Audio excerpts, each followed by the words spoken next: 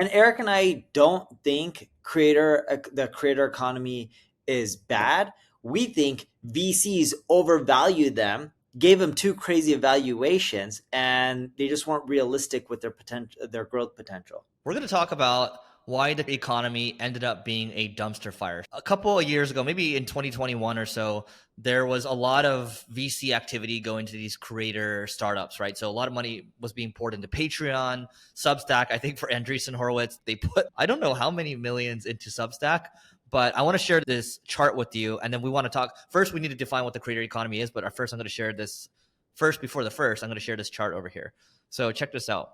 Projected US fundraising for creator startups is down more than 90% this quarter compared to the same period 2 years ago.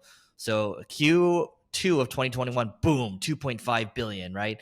Then it drops, it gets lower and lower. You can see the screen. And you can see here all the layoffs. Patreon laid off 17% of staff. LinkedIn sacked 17%, Linktree. No, Linktree. Yeah, they sacked 17% of staff. And then Cameo cut 160 people or so. Substack cut 14%.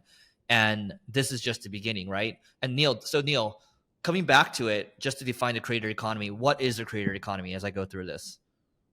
Yeah, sure. So the creator economy is people who are just there's a lot of businesses out there that are enabling people like Eric or I or influencers out there to either create their own business or make money through any form that is just us doing stuff with our talent. So that could be recording a video, that could be getting people to subscribe through a subscription, like what's OnlyFans, right? The subscription Patreon is similar to. That could be Snoop Dogg creating a promotional video like on Cameo. It could be you creating your own ebook products and you sell it through tools like Kajabi. These are all examples of the creator economy. Yep. So look, this is funny. So I'm pulling this from every.2. This is a newsletter that I subscribe to. So it says, what is a creator?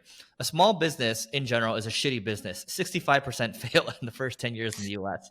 A media company is also a shitty business. Media stocks had their worst decline in 30 years in 2022. A creator is a small business that is also a media company, aka shit squared.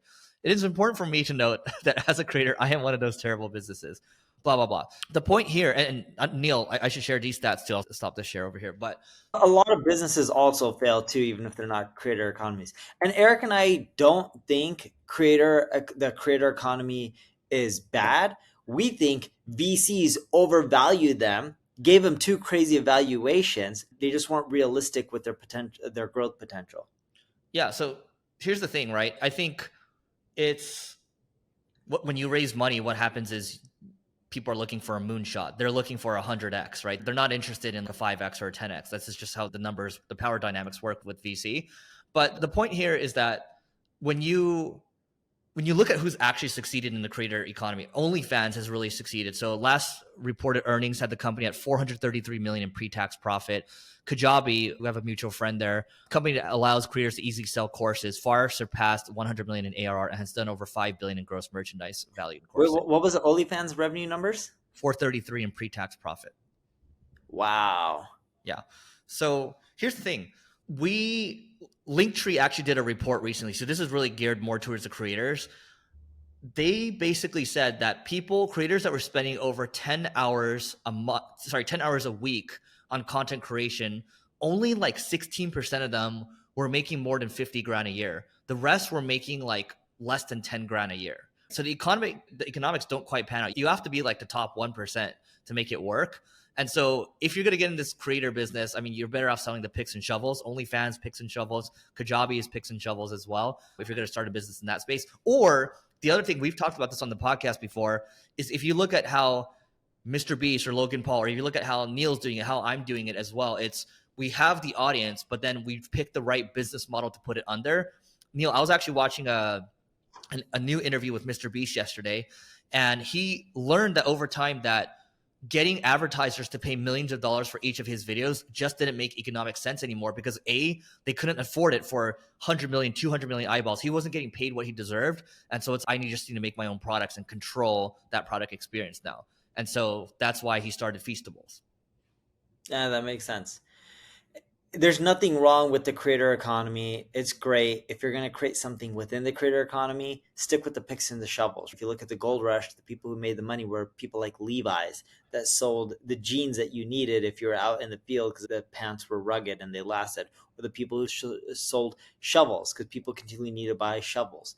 So try to be the platform or try to be the person providing all the utility.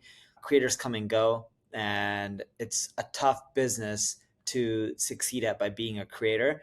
It's what most people don't realize is if you want to be in the creator business, it's not about the number of followers you have, it's about the number of followers you have within your niche. So you ideally want to be in a very lucrative niche. For example, I have, I don't know how many followers between all my social profiles, but let's say a few million, 2, 3, 4 million, something like that. Let's go with three. I'm rounding at this point.